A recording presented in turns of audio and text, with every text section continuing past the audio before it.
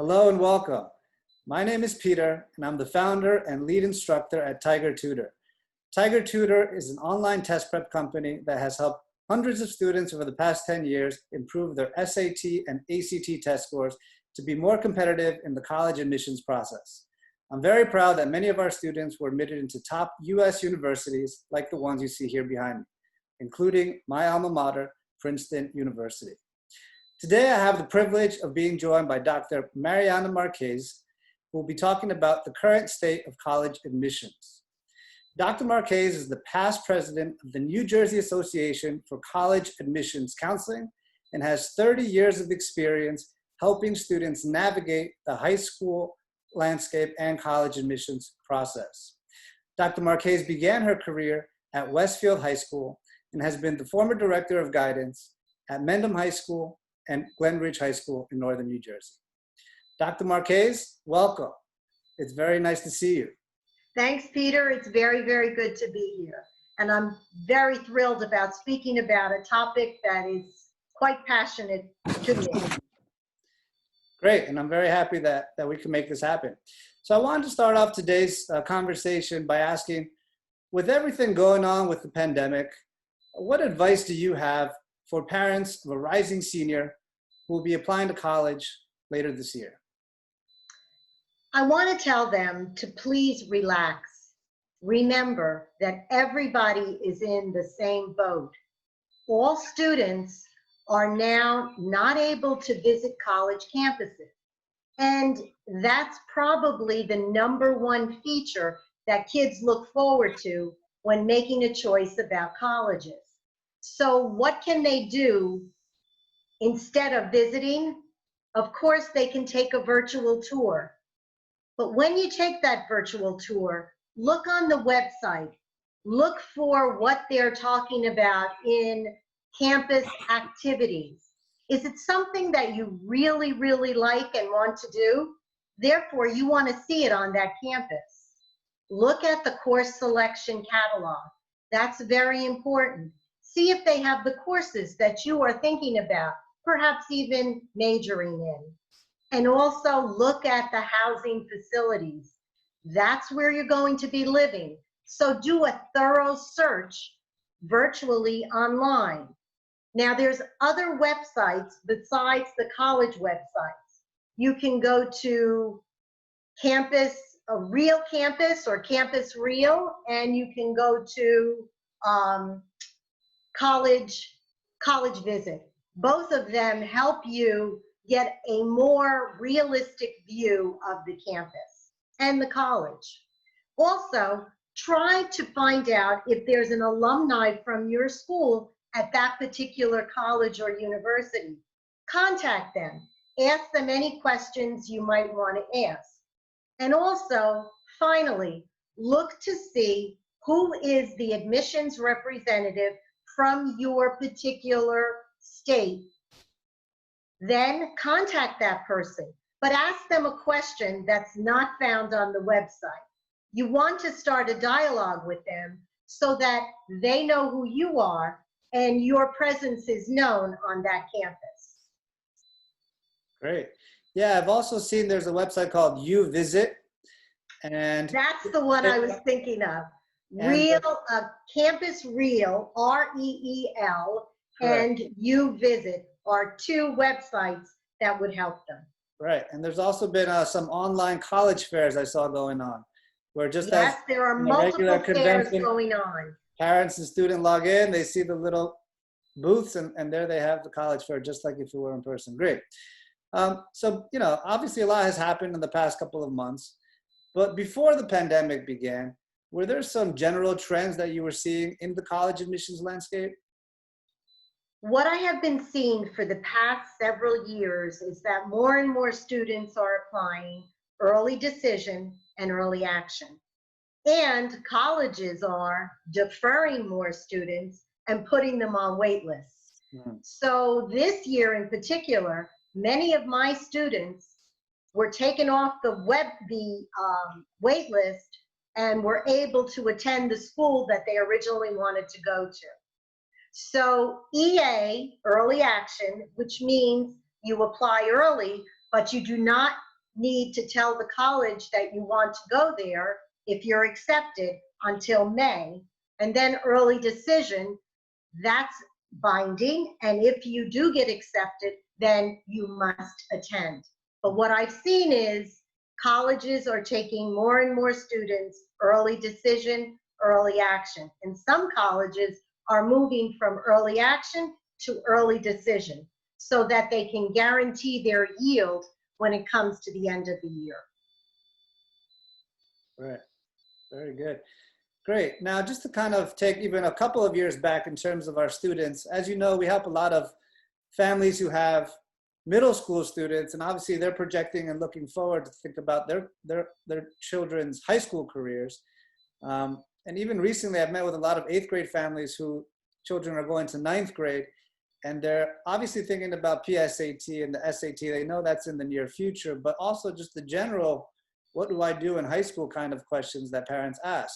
So I wanted to ask you, what one tip would you give to the parent of a rising freshman who wants to get it right, who wants to do their best for their child and help them best, promote their students' academic abilities when it comes time for college admissions? What's one tip you would say, please help, my student would like to have a successful high school career?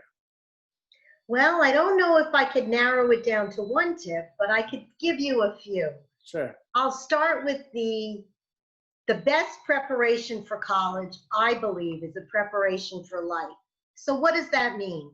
That means in life, you're going to have to make choices. And you want to give your son or daughter the independence and the advice they need to make those choices on their own. So the first choice they're going to make is, what courses will I take in high school? Well, you want them to take the most rigorous, challenging courses, but you want them to succeed at those courses.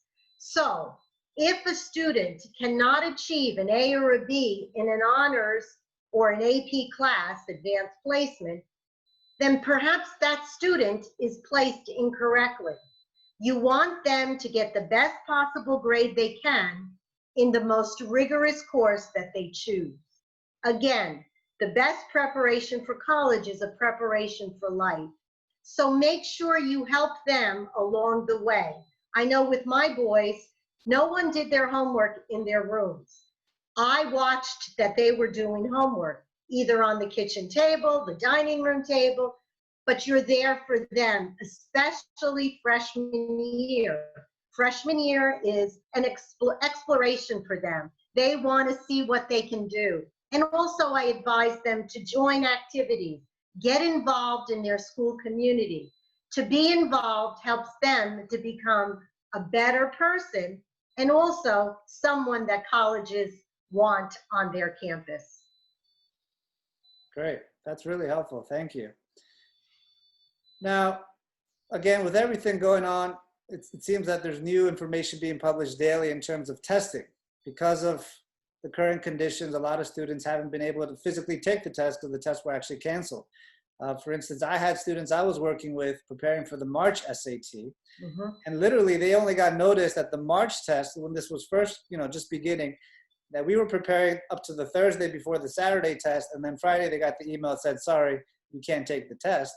And these are students who are rising seniors who hadn't taken the test yet and now kind of left in limbo with, should I take it, should I not? Because some schools have published that they're going test optional just for students in grades, rising 12th graders, right? Just for that 1 year of students. But what I always remind parents is that test optional doesn't mean test blind. That a strong test score is just another factor to consider that should match a strong transcript. And more evidence is better, as long as it's effective and strong. So my question to you in general, again, kind of using this separate rising seniors as an anomaly because of what's going on, but in general, what would you say is the importance of test scores in the college admissions process? In the college admissions process, the number one thing colleges look at first and foremost is the transcript. And they want to see the level of courses and the grades achieved in those courses. But the next little point of looking at schools, looking at students is test scores. Now, many schools have gone test optional, however, for this year. However, as you said, that's another piece of the puzzle being taken out. If you don't have test scores, what are you going to look at more seriously in order to accept or reject this student? Therefore, I think test scores will still remain very important in the profile for the student, because once they appear, the colleges will look at them, whether they are test optional or not. Right. Now, if students cannot attend a test site because of social distancing, well, that's another unfortunate story. But I think the College Board and ACT has included many, many more test sites. So I think even my students are now enrolled in August and they are enrolled in September. So they will be available to take the test at least twice during the course of this particular cycle. Right, and this is the first year that the College Board opened a September test date because of what has happened.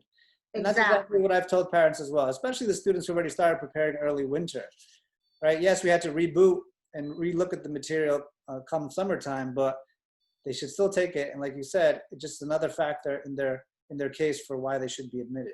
Right, because if they don't have the test scores, then colleges are going to look to other pieces of their profile, meaning they will look at the essay more seriously, the letters of recommendation, their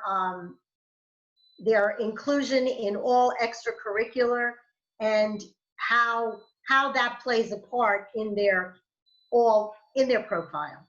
Right, and that question mark again is only for rising seniors.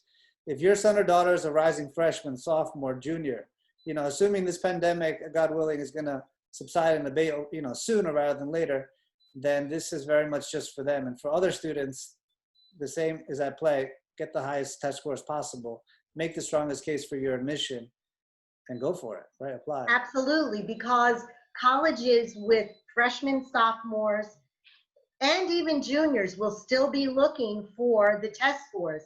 It's just another piece of the puzzle so that they can say whether or not they feel you're a good fit for their particular college or university. Right. Great. Great. And one more question, again, just to give our parents a general overview of the current state of college admissions. Do you have any general tips, any holistic points that may be helpful for parents who, again, as 9th grade parents or 10th grade parents, want to do their best and try to get it right for their children? I would tell them to please make this a journey that they can do together. In other words, make it stressless as possible. After all, this is probably going to be the last few years you have with your son or daughter. Right. After college, most students go on, they're on their own independently, God willing. They go on to graduate school. So make this time the most important, not only for them academically, for them extracurricularly and emotionally. Again, you want to have a student that's happy and content and looking forward to the college process and another stage of life. Yeah, no, that's great. Recently I met with a family who want help with the entrance exams for private schools like the SSAT, ISEE. And I asked if a boarding school is in the cards because those schools require the SSAT specifically. And the parents said, no, he's my only child. We want him around. He's going to be with us for the next 4 years. And that's precisely what you were touching on. So I'm happy to do that. And hopefully the parents who are looking, for the college statistics and doing their research as they should, don't lose sight of what you just said, which is it's a journey and just to kind of take it year by year with your son or daughter while you still have them in the household. Great. Absolutely. I very much appreciate that. Thank you for hopping on and meeting with me today and just sharing your thoughts on what's going on. I'm very happy to include your contact information for your firm, College Connections, if parents would like to further reach out and ask them any more questions. Dr. Marchese is excellent. Like I said, she was the past president of the New Jersey Association for College Admissions Counseling. She's an expert. She has many, many years of experience. And I'm just grateful to know you and happy that we met many, many years ago when I was starting TigerTutor back in 2010. Great. Thank you, Dr. Marchese, and I hope to see you soon. Thank you, Peter. It was a pleasure speaking with you today, and I wish all your students the best of luck in their college journey. Thank you. Stay safe. You too. Bye-bye.